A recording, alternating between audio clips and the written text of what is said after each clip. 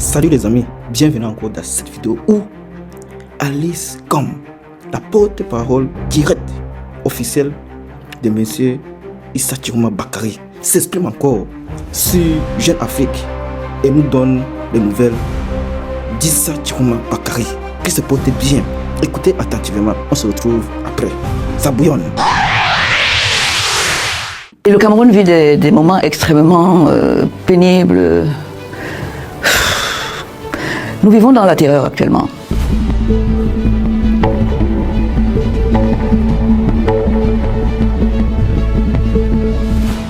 La première raison de ma venue ici, c'est l'invitation qui m'a été faite par ACAT, Fondation ACAT, qui m'a donné le privilège d'être celle qui devait recevoir pour le compte du REDAC, le réseau des défenseurs des droits de l'homme en Afrique centrale, de me décerner un prix cette année. Cette qualité-là est moins connue que celle qui fait de moi le porte-parole du président élu de la République du Cameroun à l'occasion de l'élection du 12 octobre 2025. Président de la République, j'ai nommé Issa Chiroma Bakary.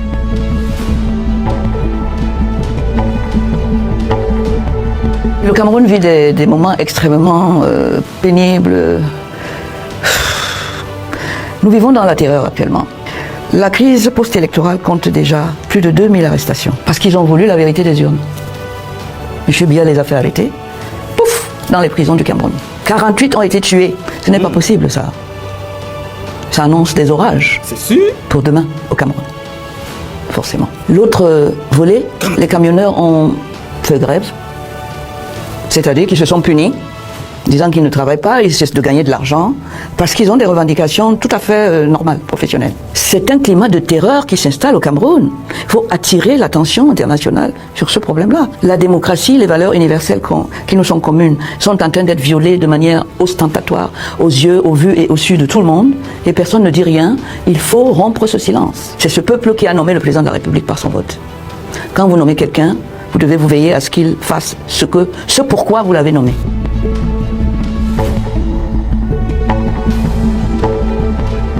Il va très très bien tant que, comme il m'a dit lui-même tout le temps, j'ai une mission. Les Camerounais m'ont confié, le Camerounais est le bon Dieu, parce qu'il ajoute toujours le bon Dieu. Tant que cette mission-là est entre mes mains, je vis pour elle, je travaille pour elle, je rêve pour elle, et je rêve de mon retour. Là où ça a commencé, au Cameroun, là où les Camerounais m'ont élu président de la République. Je rêve de ce retour là-bas pour me mettre au travail concrètement avec eux pour relever ce Cameroun qui en a bien besoin. C'est ce qu'il me dit tout le temps. Ce n'est pas un aveu d'échec. Issa Chiroma est un Camerounais qui est né à Garoua, au Cameroun, qui a fait ses études, qui a exercé toutes sortes de métiers et de professions, qui a occupé les fonctions de ministre du gouvernement de la République nommé par le président de la République, Paul Biya. Donc c'est quelqu'un qui est profondément attaché à ses racines camerounaises et qui malheureusement aujourd'hui se trouve contraint à l'exil au lendemain de l'élection présidentielle du 12 octobre écoulé, parce qu'il a eu le malheur de bénéficier des suffrages de la majorité, la grande majorité des Camerounais qui ont voulu exprimer le rejet de la gouvernance qui s'impose actuellement au pouvoir et qui est celle de M. Biya.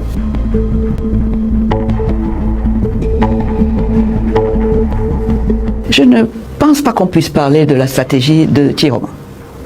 Chiroma ne s'est pas décrété président de la République du Cameroun, c'est-à-dire détenteur d'un mandat de gestion du Cameroun. Une élection présidentielle, c'est l'occasion qu'on donne au peuple souverain, détenteur du pouvoir souverain de nommer le président de la République, de justement dire à qui ce peuple confie les destinées du Cameroun et des Camerounais pendant les 7 prochaines années.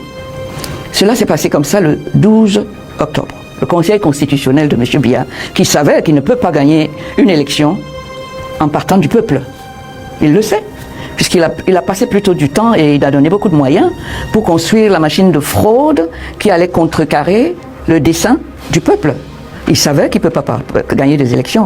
Et tout le monde l'a vu, il n'a jamais demandé au peuple de faire de lui un président de la République. C'est vrai qu'il a fait œuvre de candidature, mais quand on est candidat à une élection dans tous les États modernes, on va vers ceux dont on demande les suffrages, dans le cadre d'une campagne électorale. Nous n'avons vu nulle part Paul Biya demander des suffrages au peuple camerounais cette fois-ci. Il n'a fait aucune campagne, encore que lui l'aurait fait avec nos propres deniers. Il est sûr de lui. Il n'est jamais venu nous demander de le voter.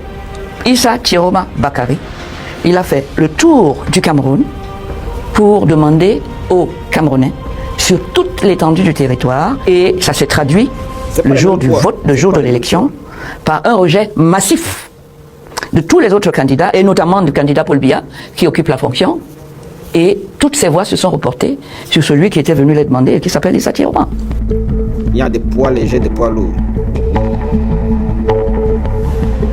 Ce n'est pas les institutions mises en place par Biya qui font le suffrage universel. C'est le peuple. Un conseil constitutionnel qu'on a eu le temps, les moyens de par sa position de composer pour qu'à l'international on dit les institutions. Quelles institutions? La fraude, on ne parle pas de la fraude, la fraude qu'il y a eu. Les institutions. Vous êtes un candidat à une élection présidentielle. C'est vous qui organisez toute l'élection. C'est vous qui nommez toutes les têtes de ces institutions jusqu'à la proclamation. Et vous mettez dans votre tête que le peuple ne mérite pas que vous alliez vous présenter à lui pour lui demander ses suffrages. Et vous comptez uniquement sur la machine de fraude, qui coûte d'ailleurs à ce même peuple beaucoup d'argent. C'est de l'expérience. Vous comptez uniquement sur cette machine pour faire de vous un président de la République. Le peuple a dit non. Et il va continuer à dire non.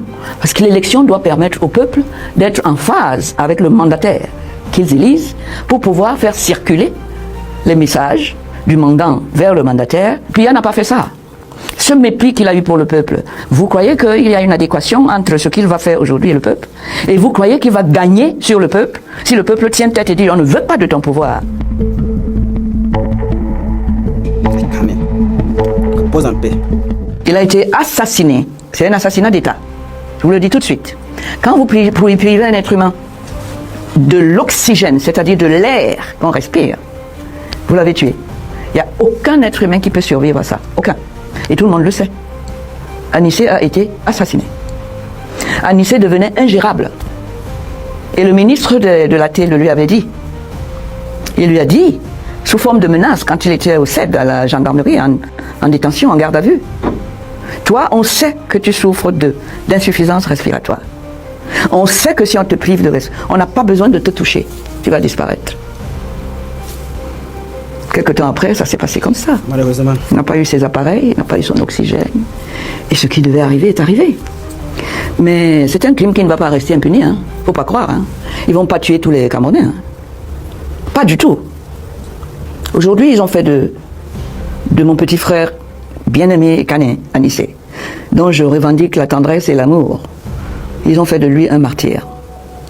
Je ne pense pas que c'est ce qu'ils souhaitaient. Mais c'est ce qu'ils ont finalement fabriqué eux-mêmes. Ce qui veut dire quoi? Le dossier Kane n'est pas fermé. Au contraire, on vient de l'ouvrir. Et on va regarder ce qui va se passer demain et les jours qui viennent. Et Kane va hanter leur sommeil toute leur vie.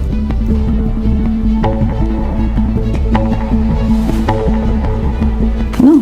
Les diplomates, je vais les rencontrer à Yaoundé. Ils sont représentés là-bas. Je préfère d'ailleurs discuter avec eux là-bas, sur le terrain, avec une plus grande possibilité d'apporter de la visibilité dans la situation, et qu'eux, ils rendent compte ici. Je ne suis pas en contact avec. Moi, je suis surtout là pour voir quelle est la conformité de ce qui se passe par rapport aux droits de mon client, tels qu'ils sont protégés, ils doivent être protégés dans les textes de son pays, d'abord. Ensuite, je transporterai tout cela comme dossier international aux autres.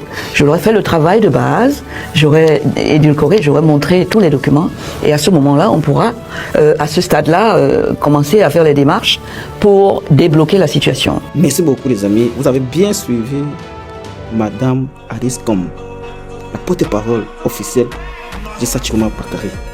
Je ne sais pas ce que vous en pensez, mais elle a fait des déclarations et reverrez une suite à suivre. On vous attend dans les commentaires, discutons-en. Merci, à bientôt pour une nouvelle vidéo. Abonnez-vous surtout.